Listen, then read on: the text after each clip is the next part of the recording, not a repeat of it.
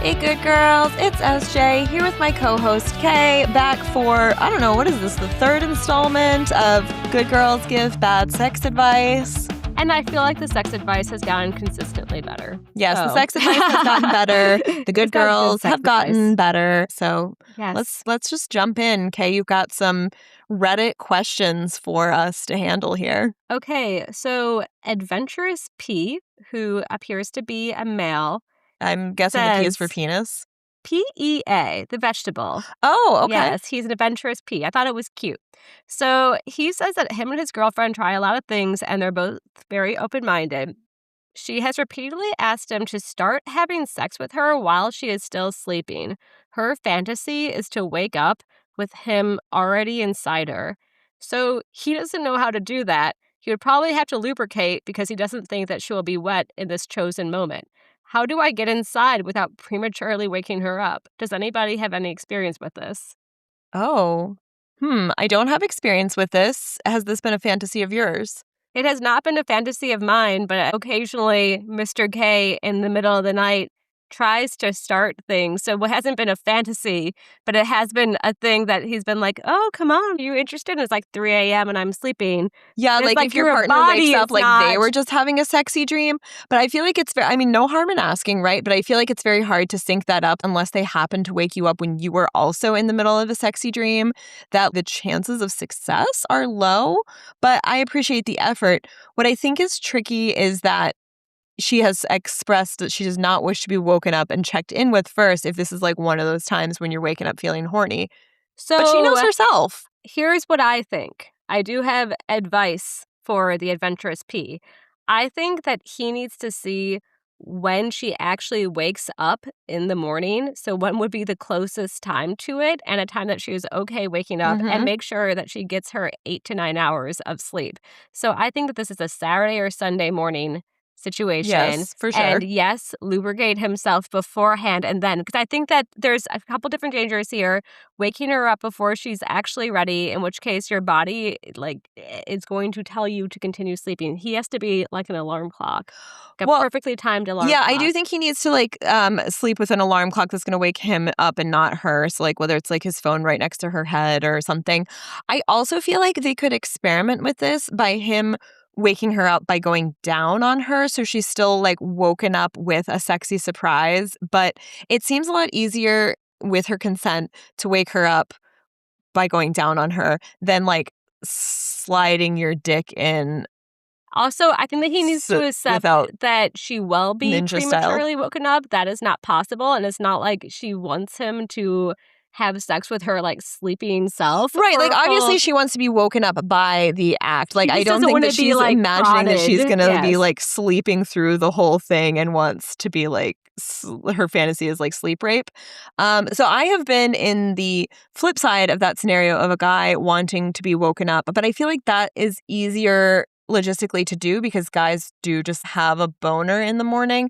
But I also feel like in this, it wasn't like he was just oh, I want to wake up when you're in the middle of pumping up and down on top of me. I think that you're expecting to be gradually awoken as soon as it begins, but that's you're awoken by a sexy surprise. But it also seems easier because you can tell by looking at a guy if he's ready. So my suggestion would be starting with giving head.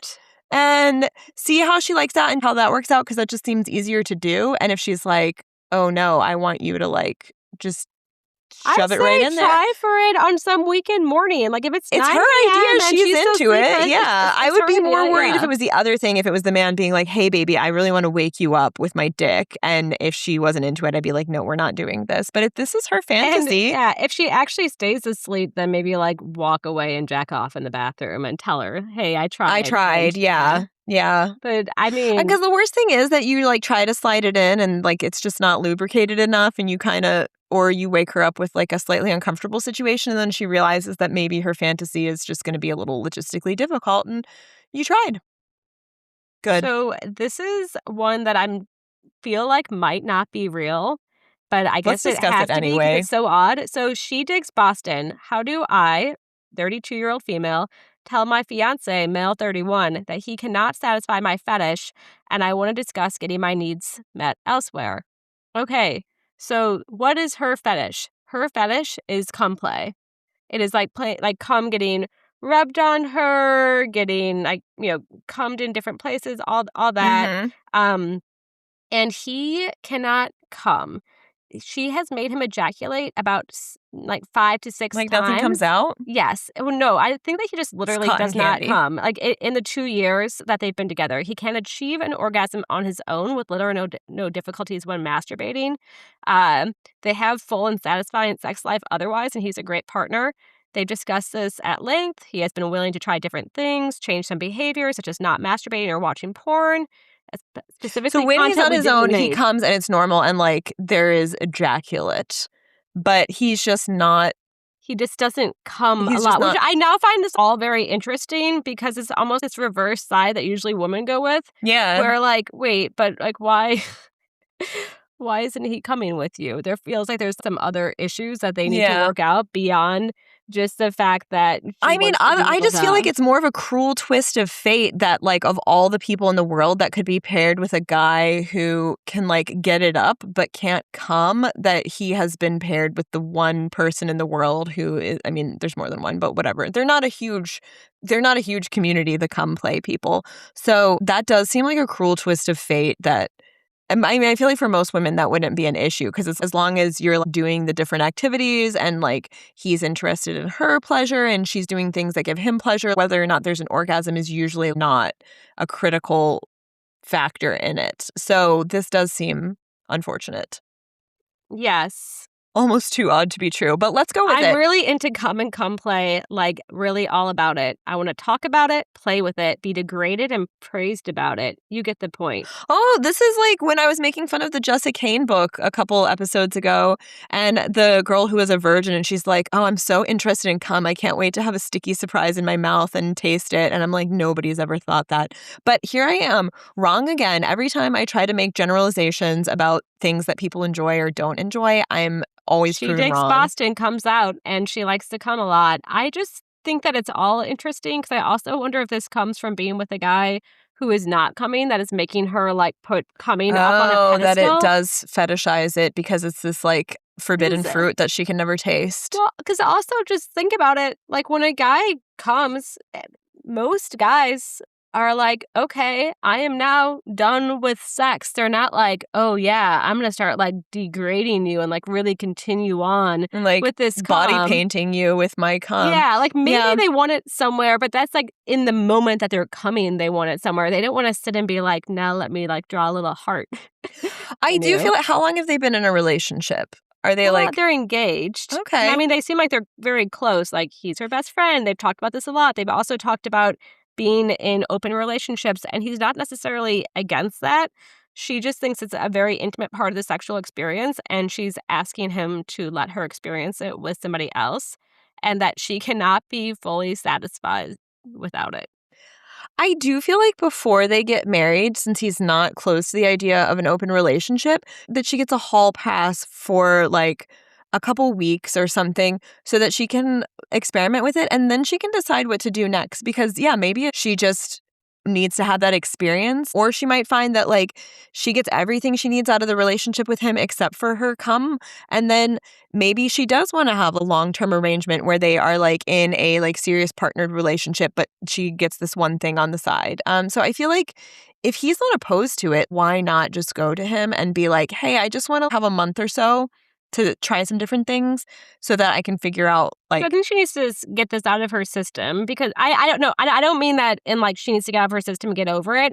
I think that she is... Just like any other thing in life, you wouldn't assess without trying it out and getting some data points about how it's working for you. And so unless you were somebody or were with somebody who's just like very anti open relationship, it doesn't sound like they are. So I would just go figure it out. But like, doesn't need to be long term. About him and the fact that he's not coming. Like, I don't know if a guy posted this exact same thing and was like, "We have a wonderful sex life. My fiancé loves our sex and everything. She has only come 5 times and we are engaged." Like, okay, well, yeah, that's true. I would have a lot to say about that, and I think like, you know, that there might be some kind of sexual dysfunction that should be explored. And spoiler, because I'm watching the Pink Pill documentary right now about basically like the little blue pill, but for women, and like their journey about getting it approved by the FDA. But one interesting stat that I learned so far is that there are 26 different pills on the market for male like sexual dysfunction and 0 for women. But they were like, oh, the 26th one, like while they were going through this process, the 26th one was for correcting a curvature of the penis.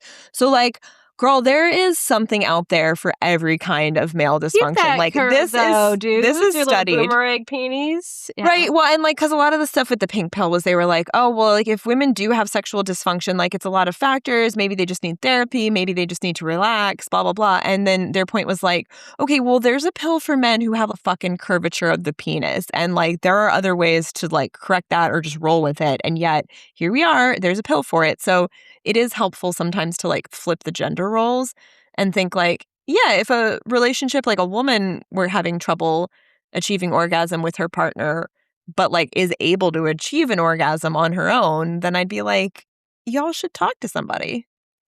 Yes. Okay. Yes. Take his issue seriously. Okay. So last one that I have, Interesting Wolf. Interesting Wolf, I think that there's a lot going on here.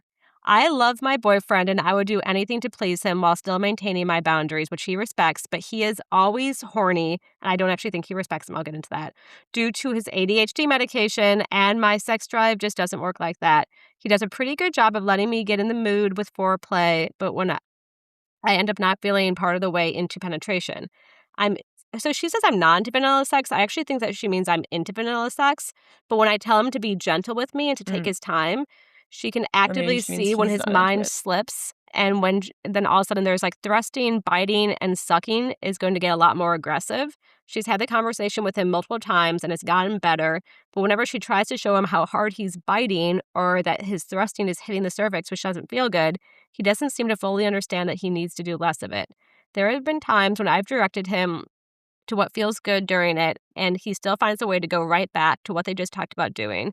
I love this man with every shred of my being, but our sex life is something I barely look forward to when I know he won't listen. Any tips? Ugh. Yeah. Well, I would like to start out by saying that this is a good example of the difference between what we want in our trashy books and what we want in real life, because this guy does totally sound like the guy in the books that he's like, I'm going to take you, and he's hitting the cervix, and she's like, oh, I never knew it felt so good to have my cervix. It does not feel good to have your cervix hit with anything. Yeah, so anyway, there's that. I'm just like, big red flags to me. Yeah, so he's continuing to go when she's not into it. And like the biting and everything, this does not feel like a light, I don't know. I'm not seeing your boundaries being respected at all if it's not something that you're into. I'm also just looking up, as a taker of ADHD medications, I'm like, I don't know. Mine has never made me I've never horny. heard that before. So this is me just doing a quick Google here. I'm obviously not a psychiatrist. Kind of curious to ask my psychiatrist. It says sometimes the stimulants Adderall and Ritalin can increase libido in some people because of the dopamine boost. It can boost sexual desire or lead to hypersexual behaviors for a subset of individuals. So I don't know. Yeah, but does that explain why you're biting so hard that she is showing you how hard you're biting? This is the thing, is like, I don't think that any of this is an excuse. Also, so a thing about ADHD medication is like it wears off pretty quickly. I mean, obviously you can be like on an extended release, but like most people I feel like have like I have mine in like both an extended release and just like the regular kind that wears off after 4 hours. But unlike some kinds of drugs like antidepressants where you have to take them regularly or they don't work and you can have bad side effects, ADHD medication is totally like you can just take it one day and not take it the other. Or like I feel like if you're having sex at nighttime, you really should not be on your ADHD med. Like most people have theirs so that the dosage wears off by like an hour or two before bedtime because you don't want to be on a stimulant medication and like trying to fall asleep. So, I mean, there are like different ones, but I'm guessing that he's on something like Adderall. And so there's also a question of why is he tripping on his Addie while they're having sex? Or could you not find a time after it's worn off? Like, this just kind of seems like a convenient excuse by him that he's like, oh, yeah, I'm so aggressive because my Adderall makes me like super horny. And I'm like, you're not a doctor. Neither am I, but I don't buy it. Yeah, that to me, the main thing is that she has communicated this and he isn't listening, and she doesn't feel like he is going to listen. So either like you could talk about it outside of sex in the bedroom. Maybe he would listen better than when he's like in the throes. Well, and your ADHD medication is supposed to help you with impulse control too. So yeah, it's like the ADHD medication is not flying here. That's not an excuse for or using your ADHD as an excuse or whatever. Because it's just like, I mean, if you're that bad at controlling your impulses, medication or no, then like you need to not be having sex with people because you're obviously not able to listen for their consent. Or you can redirect it to things that you do like. I don't know this person, but like, for example, if you're being bit hard somewhere that you don't feel it and it doesn't add to your experience, you can say like, hey, actually, if you bit softer, but like right here, then like that would make like, that would be like a huge turn on and would totally help me. Or like, I don't know. But I mean, he's not a toddler though. Like he's not like, you're not meant to like, yeah, you don't have to like redirect his little energies and urges and stuff. And also it seems like if he were open to that kind of redirection, like we would have gotten some sense of that from her letter. Because it's also like, yeah, she shouldn't have to be responsible. You're right. It's not a toddler. She shouldn't have to be responsible. Or like if she says like, hey, I'm not enjoying this, like I think that then it's on him to be like, okay, like you're not enjoying me like biting you on the titties. Like, would you be open to me like biting you in this less sensitive area or something? But he's obviously like not having a conversation about it. And I'm just like, red flag, red flag. You should not be with him. And I mean, obviously, this is just like one little snapshot from the letter. But when people are like, oh, I love him to pieces, but he like fundamentally does things that show that he doesn't respect me or listen to me, I'm like, maybe. Okay. Sounds like a good friend that you don't have to have sex with then. Yeah. You can go find somebody else who probably will be completely fine with the gentler sex that you want. Yeah. There are plenty of people out there who will listen to you during sex. So go out there, interesting wolf, and find them. Yes. Thank you, Interesting Wolf, for sharing. We hope our response helps if you ever find it. So last one, this is sex after pregnancy. 29-year-old married man. They are married for 3 years, have a 1-year-old baby, and haven't had sex since the wife got pregnant. So obviously he's still doing fine, feels horny most of the time, ends up masturbating. Very nice of you. My wife seems to have completely lost her sexual drive and is no longer interested in sex. We usually share everything with each other. Before marriage, we were comfortable discussing our sexual experiences with our ex-partners and exploring our fantasies through conversation. But now she doesn't seem interested anymore. What can I do as the husband? What advice do we have for him? Let's talk about your rooms and what room you're in or what season you might be in. Yeah, I think that she's in a room right now where she is not very close to the rooms in her house that are sexy time rooms. Yeah, so one is her winter season. If you want to bring her into her sexy time room, let's think about what she might need to get in her sexy time room, or if it's even possible right now. Yeah, like there's no exploration in here, and I don't know that means whether or not he's been thinking about it, but of like what she is going through in terms of like, is she the primary caretaker for this kid where like you get to go out and be in the world during the day and she is like 100% just like her world is nonstop onslaught of baby needs? Like, I think that's very hard to access your sexy time room when you're in the like, my baby is always vomiting and pooping on me room. Yeah, and is she breastfeeding? So in that case, if she's breastfeeding, she's probably going to need lube at first because that really can dry you out. Yeah. And my first instinct was to be like, talk to her. But I feel like my experience is that when men do that, they tend to be like, oh, what can I do to help? And then it's like, don't ask. You're adding additional things for her. If she has to like come up with a little activity for you and package it and blah, blah, blah, especially when it feels very transactionally connected to what will I do so that I can gain access to the pussy again versus just like, okay, look at her life like right now. What are some easy things that you feel like you could take off of? I just feel like when I was breastfeeding, for example, like Mr. SJ took a lot of responsibility for making meals and things because it's like, all right, obviously he can't like breastfeed the baby, but he can help me feel like I'm nourished and I just don't even have to think about food. Or like if you're pumping, having a partner, I've known some people where their partner is like 100% responsible for like sanitizing the breast pump and dealing with all of those aspects because it's like you're already sucking away literally so much of your life sitting there being a milking cow. Also, I do feel like he can have a conversation with her after he's assessed that first level of just like shit that is dragging her down and making her exhausted. Because a lot of women, back on my soapbox, need pelvic floor therapy. And so like a lot of this stuff is just like painfulness. That's the other thing. And that kind of goes along with like the vaginal dryness during yeah. breastfeeding. It's just like, well, how does she actually feel?